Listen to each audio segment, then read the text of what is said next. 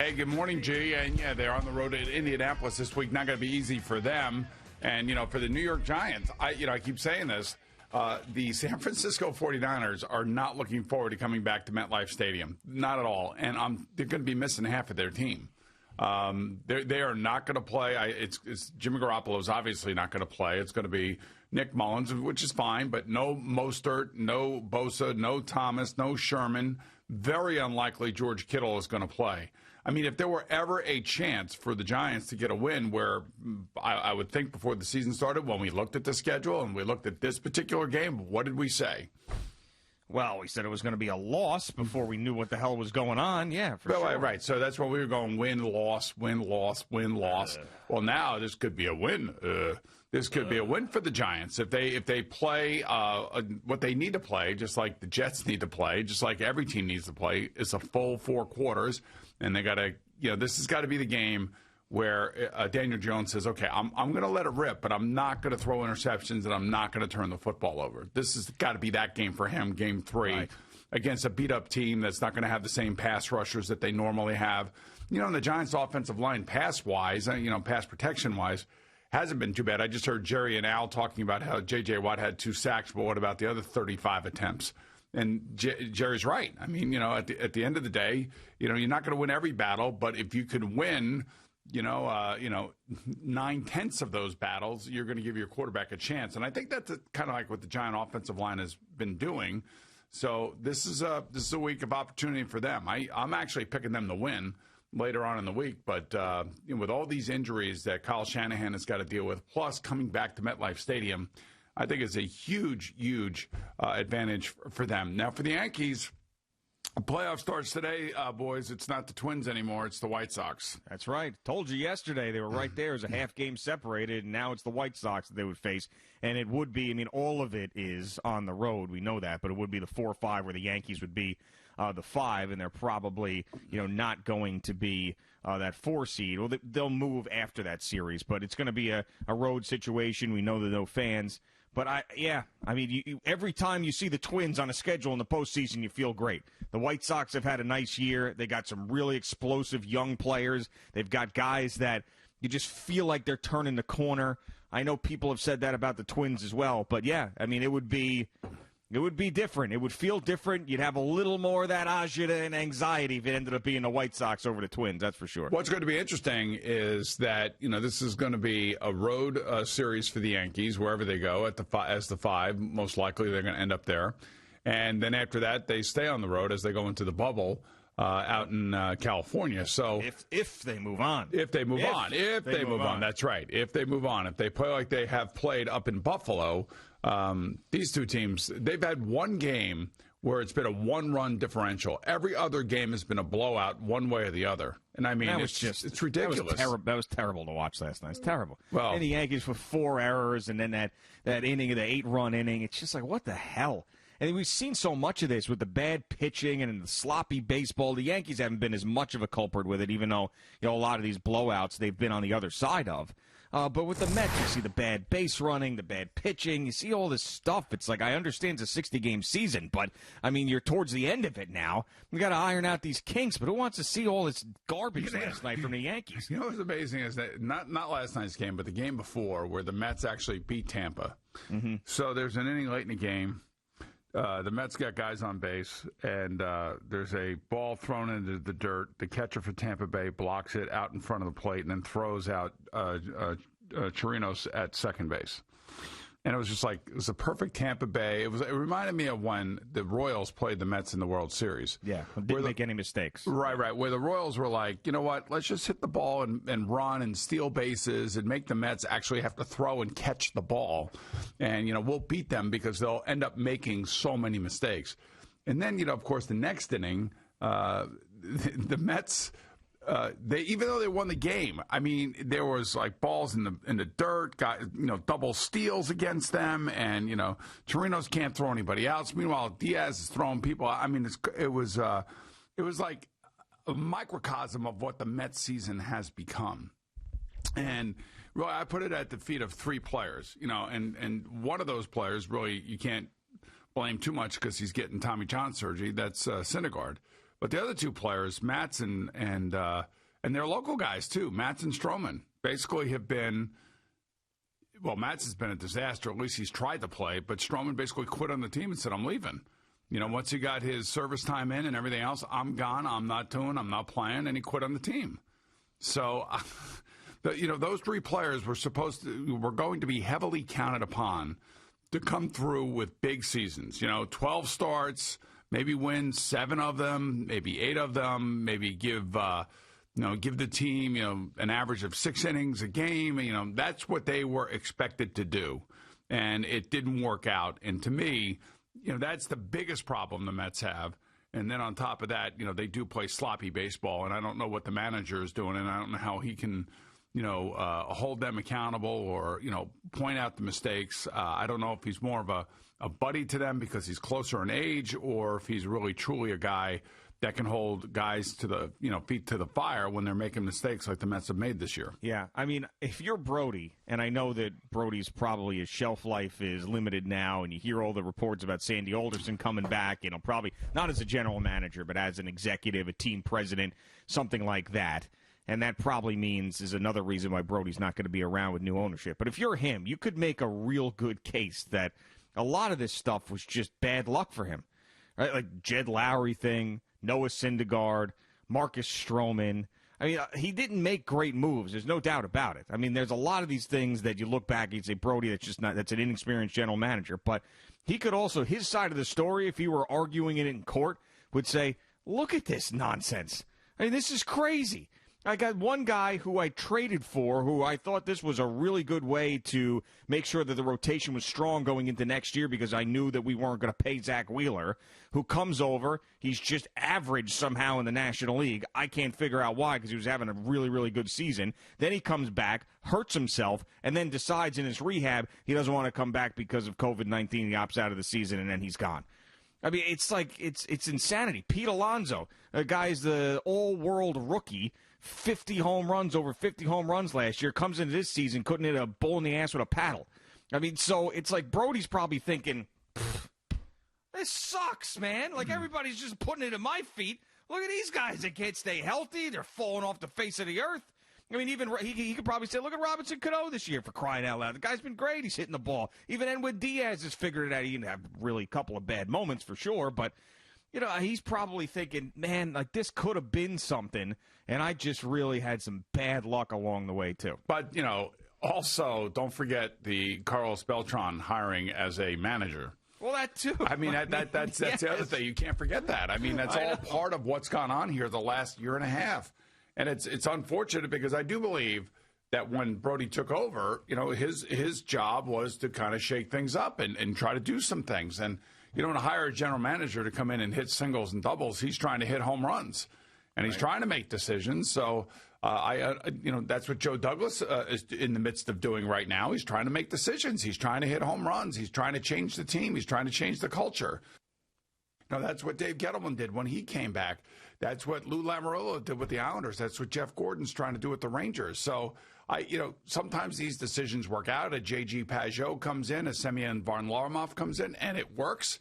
But then you have guys that, like Edwin Diaz, that fail, or Marisnik that can't stay healthy, or a catching problem, or Jed Lowry, or you have a catching problem where you can't get key hits and you get errors. I mean, I don't know what else to tell you. It's just that some decisions work, some decisions don't. But unfortunately for Brody, given what has happened here over the last year and a half, and in the midst of all of this, we're in a pandemic, and it's a 60-game season, and the season's almost over now. Yeah, it is. It's almost over, and they're almost officially done. And I know that they had a ton of adversity this year, but they still should have been able to find a way to get to the postseason. They still should have been able to with the talent that they had. I mean, they got the best pitcher in baseball at the top of the rotation. And I know that the rest of it has been a mess. Their offense clicked for most of the season, even with Pete Alonso in a season-long slump for the most part. They should have made the postseason, but they're not going to, and I don't know. Especially with the expanded postseason. Right. Yeah, of course. I mean, come on. You're talking about more teams that make it than not. So, you've got I don't know if the ownership change looms over a clubhouse or not. And these guys are thinking man, there's just going to be so much upheaval next year. The general manager that brought me in here is probably not going to be here. The manager that we that we knew from the minors probably isn't going to be here. There's going to be a new owner. I don't. Maybe that affects them. I have no idea. But it's pathetic. It really is. You can give me all the injury excuses you want. I mean, the Marlins aren't making any excuses, are they?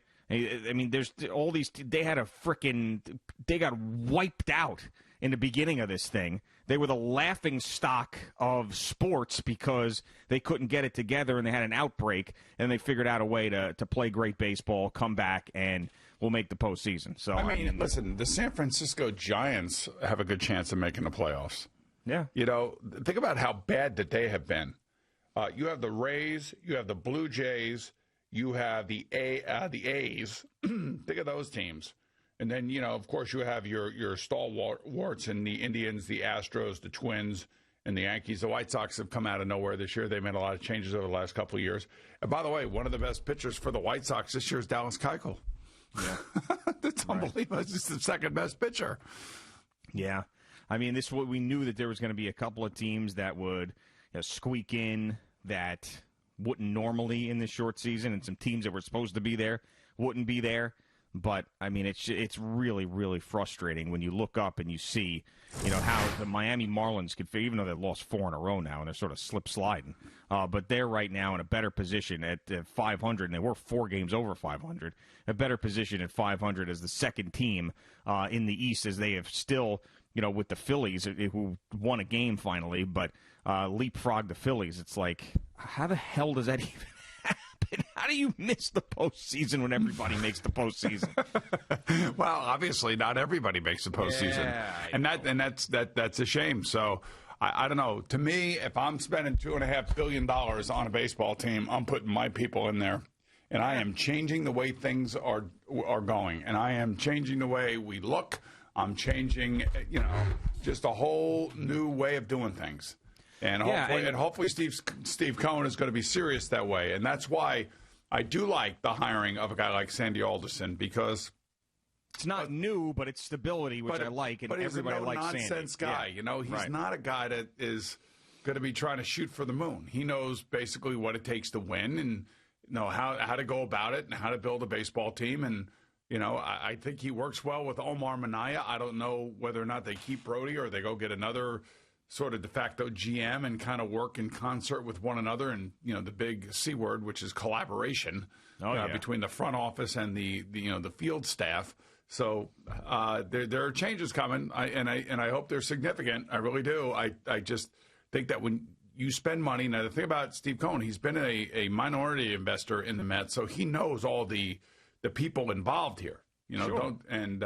But I wonder if he moves his office to Citi Field. I wonder if he is going to be there, being on top of all of this and kind of jiggering, if you will, the entire, front office, the dynamics, the way things work, get rid of certain guys and gals and bring in new people and bring in fresh blood, new sets of eyes, and really put this thing on lockdown. I'll tell you I'll tell you, thus far, that's what Joe Judge has done. Don't you think? Don't you feel that way? Yeah, I feel like there is a change for sure with the Giants. They don't feel boring. They don't feel stale. They don't feel like losers. There's a different type of edge to them with him. They seem more organized. Yeah, they do. They feel like they have a plan. I mean, with Pat Shurmur, and I'm not going to go back and pretend like I didn't, because Pat Shurmur was a great offensive coordinator for the Vikings in a season where they had Case Keenum take them to the NFC Championship game, for crying out loud. But he was just not that guy who gave you any sort of confidence that he was a great leader from the second that he stepped in there. And even at 0-2, Joe Judge gives you that sense, like he's got a plan. I mean, even like small things, like you see him, these videos of him out there in the practice field talking to everybody. Going over, he's working with Devontae Freeman yesterday. I saw that. He's talking to him. And, he takes the ball, goes for just a walk-through run, and then he's running over to him. He's telling him what to do and do this and do that. He just seems like he's in control, like he stepped into this situation and he was unquestioned because of the way that he handled himself. Extremely, extremely important for a head coach to have the energy without the fans. Somebody's got to bring the energy every single day. And it seems like he's the guy that's doing that. And, hopefully the players appreciate that. And hopefully that stuff doesn't wear off if they continue to lose. And then they'll finally get, they'll get it right once they start getting better players in here and everything else.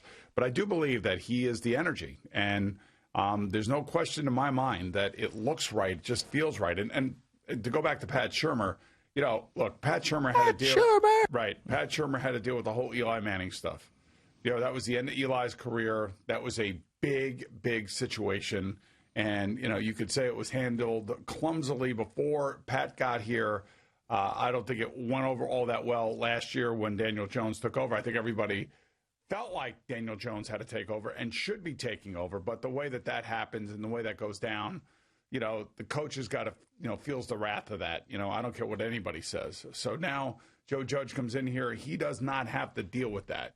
And now it's his team. It's not Eli's team. You know what I mean? Yeah. No, it's a much better start. That's for sure. Much cleaner start. It's cleaner. Like, you're not dealing with something else that impacts everybody, which is the most important position, quarterback. Yeah, especially when the owner is in love with Eli Manning in the way that he is and doesn't want to have him go out on a bad note. It wants to give him every opportunity to win one more. Especially when he looked around the league and saw other quarterbacks of Eli's age that were still playing. I hate to say this. I mean, just in a hockey kind of parallel, that's Henrik with the Rangers. Henrik can't be with the Rangers anymore. It's over. It's done. Yeah. Nobody cares about hockey, Boomer. Well, I do, and a lot of people out there do, Bobby. And I just think it's the reality is that he just can't be with the Rangers anymore. They have two young goalies. It has to be their team. And until he is out of the building, unfortunately, it's not. The story is going to be about him more so than anybody else. And there comes a time where we all end up retired or end up playing for another team, depending on contract status, depending on the impact on the salary cap and what happens in all these different sports. And I just think it's time. It's sooner or later it's time. You have to move on. And if a young team is to take off and a young team is to appreciate its young goalies and the pressure is on them now and there's no more discussion as to the Hall of Fame candidacy of the previous goalie, then it's their team. And the coach doesn't have to worry about that particular relationship anymore. And I think Joe Judge and the Giants are a prime example of that right now. That it's his team, it's his young quarterback, and he's going to run it the way he wants to run it without any sort of questioning from any veteran that, is going to question his methods. And he's allowed to do that, and he's able to do that. And I think it's reflective in the way that they're playing. They haven't won, but hopefully that will change relatively quickly, and I think it may change this weekend. Thank you for watching. Please like, comment, and subscribe. And don't forget to hit the red bell so you're notified when we have new content.